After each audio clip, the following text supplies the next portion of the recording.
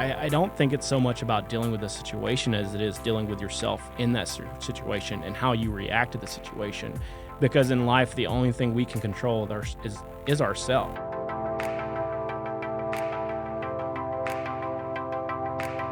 I just had a conversation with Joe Jarrell, who took me back to southern Louisiana and his roots. We talked about some of the struggles that he overcame and how it has shaped his desire to create a better life for himself. I think you're going to enjoy hearing from Joe Jarrell. Today, my guest is Joe Jarrell. Joe, welcome. Hi. Glad to have you here. Glad to be here. So tell our listeners here, what is it that you do for CNG and how long have you worked for us?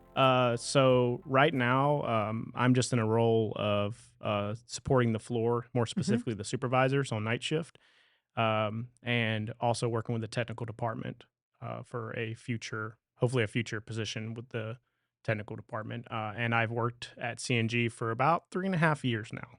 And even in that 3.5 years, you've done a lot of different things.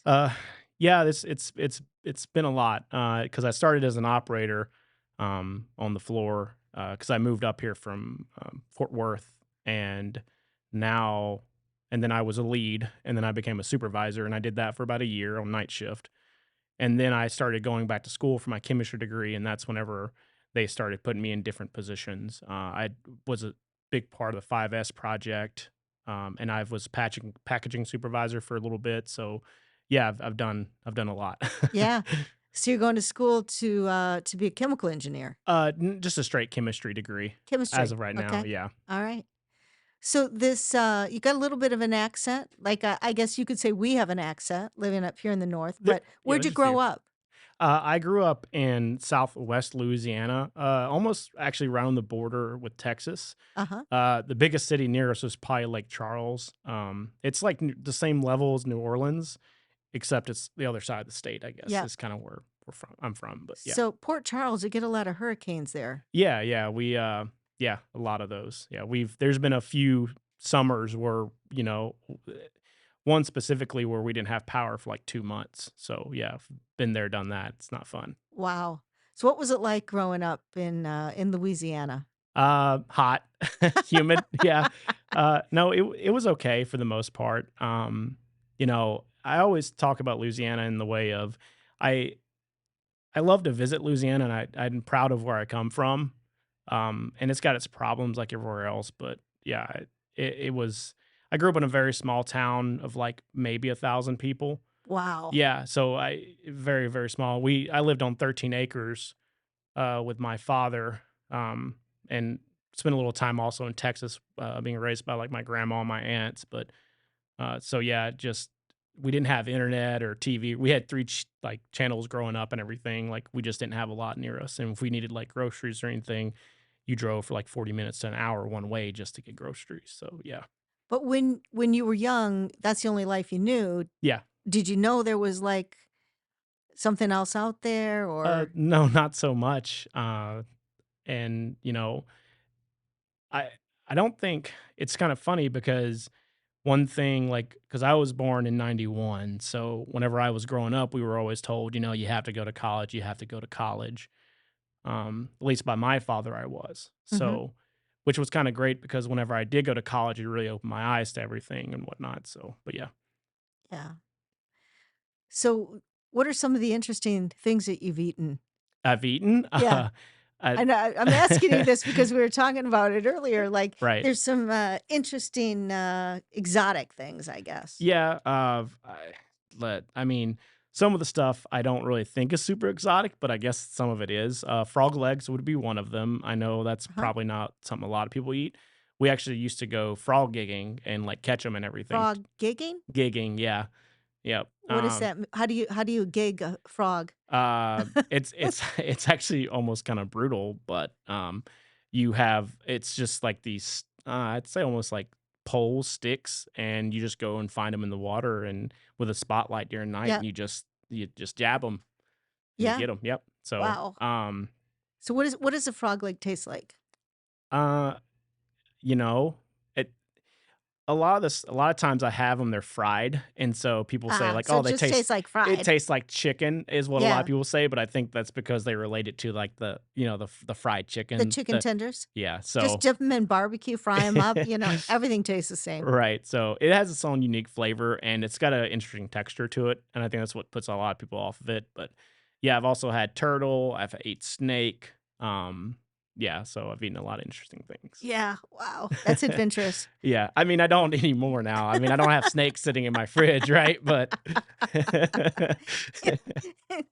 So how did you end up here in Milton, Wisconsin? Growing up there in um, Louisiana, spending time in Texas. yeah, I guess so f- I went to the first college I went to after high school was Louisiana Tech University in Ruston, Louisiana, which is top middle of Louisiana. You can think in between Shreveport, Louisiana and Monroe, Louisiana. Okay. So that's originally where I went to college, and since I went to a very small town, very small school, Uh, a lot of the people that I went to school with, they just went and they became welders and things of that nature, and not a lot of people pursued So they um, went into trades, trades. Yeah, yeah. in trades, and of course, nothing wrong with that at all. And I think a lot of times, I think that set them up better in life because because when you go to college, you don't know what you want to go for, right? No, But I just knew I had to go, so but because your parents said so? basically, or my dad basically Alright, told me your so. dad. So it's drilled in your head, But Yeah, and so I went there. The problem is if you're from a middle of nowhere town that isn't huge on education and you try to go for engineering, you're yeah, way behind the curve, like just off the rip.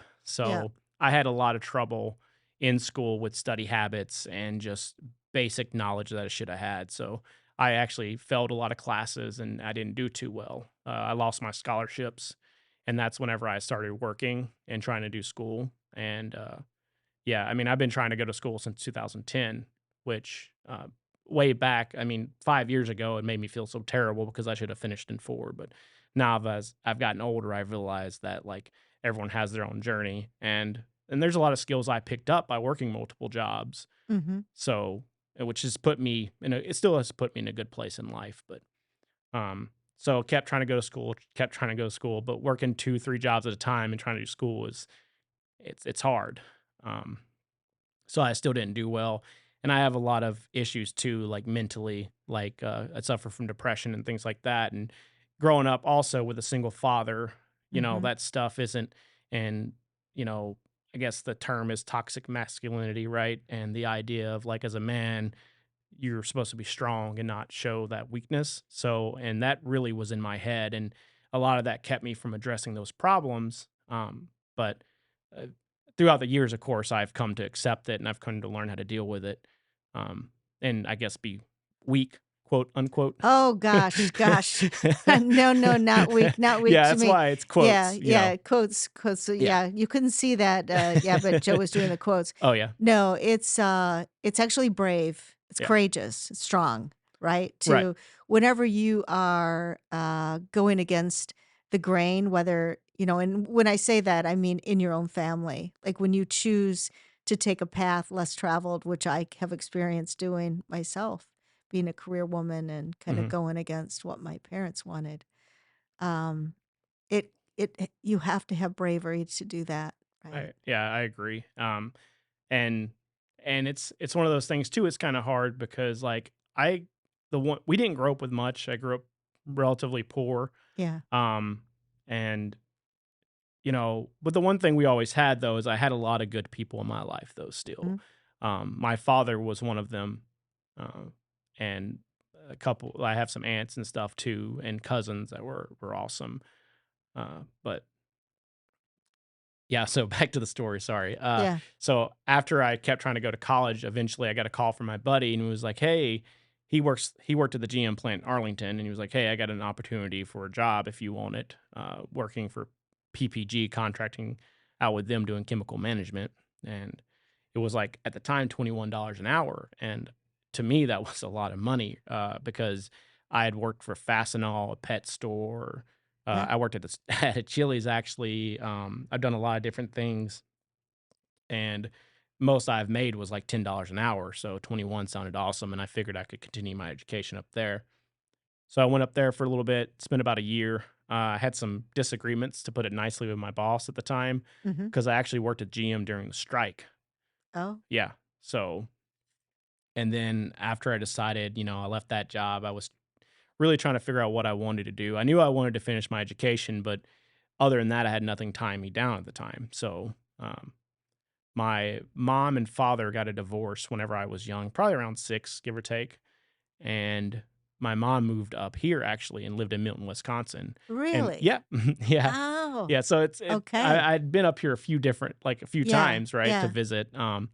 But once again, I saw my mom maybe every 3 years if I was lucky. Wow. And my stepfather has Parkinson's, so at the time I was like, none's tying me down. Might as Mhm. well just go up there and spend some time with him while I can, and get that time in that I lost for all them years. So that's what I decided to do. And I went to my sister who lives in Florida now, with her husband, because they he works at he's a professor for the University of Florida. But uh, and I was there and I looked on Indeed and I found CNG and I was like, oh, pretty good pay, good Yeah, benefits. It yeah, looks like a good place to work.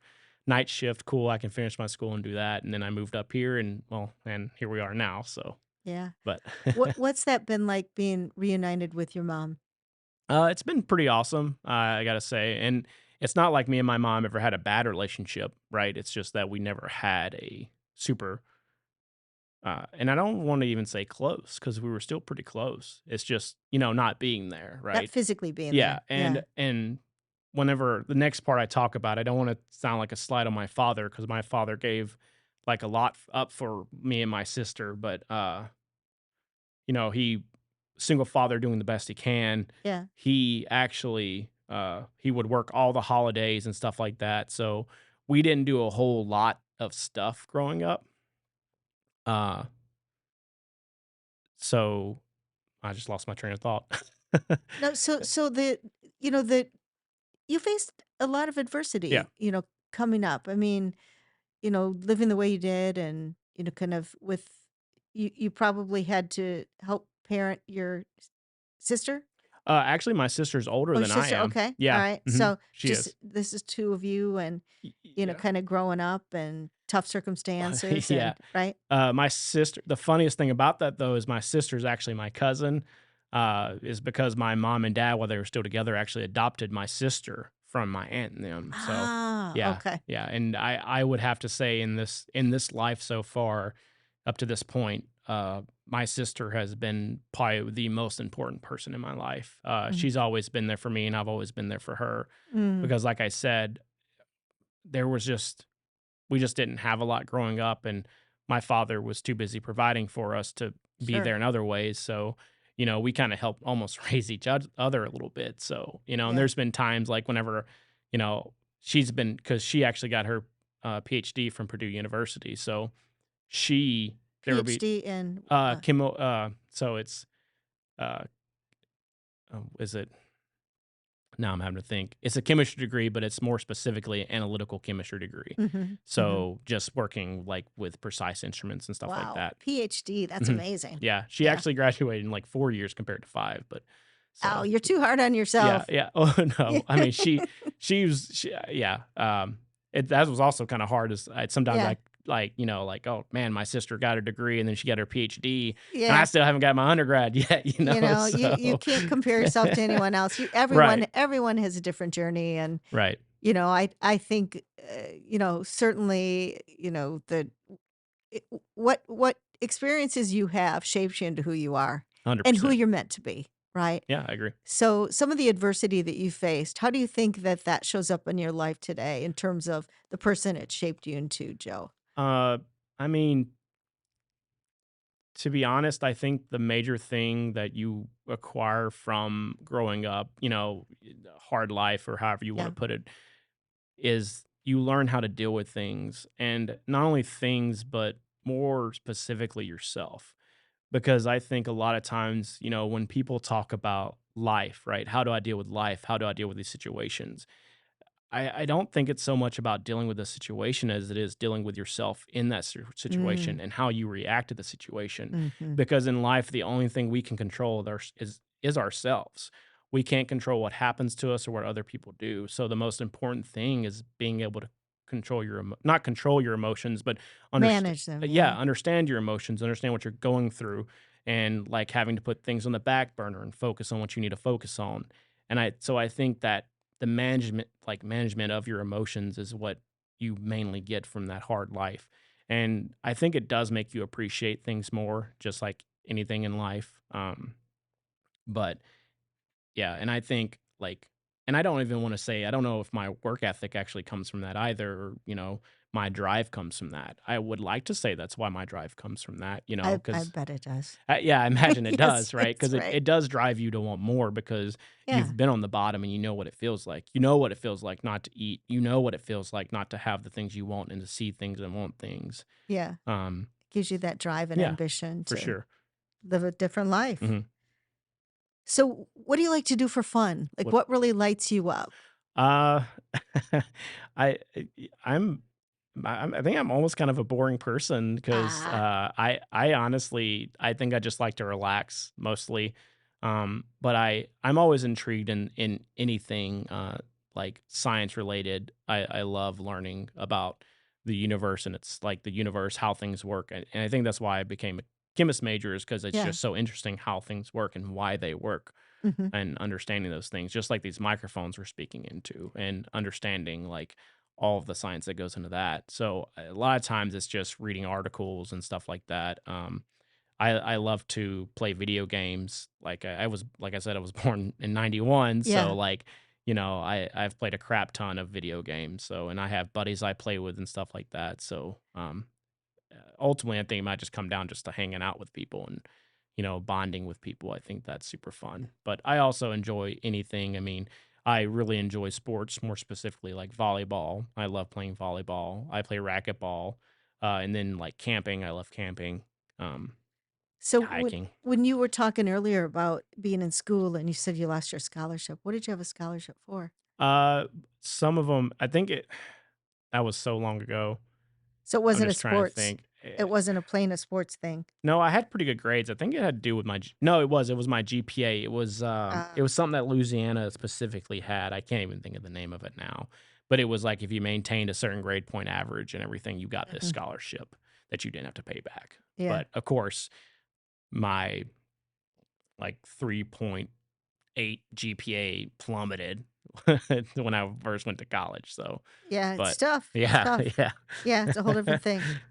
So, if you could meet anyone at all, any famous person or anyone from the past that's no longer here, is there anybody you'd wanna meet? Anyone, so I mean, immediately my response to that one would be like, because when we talked about deceased, of course, uh, I would have to think of my grandma is who I'd probably would love to sit down and talk Mhm. with, a few more times. So Yeah. that'd be really nice. Yeah, she was pretty instrumental in your life when you were younger. Yeah, she was. A lot of my grandma was a pretty strong woman in general because she came from the generation of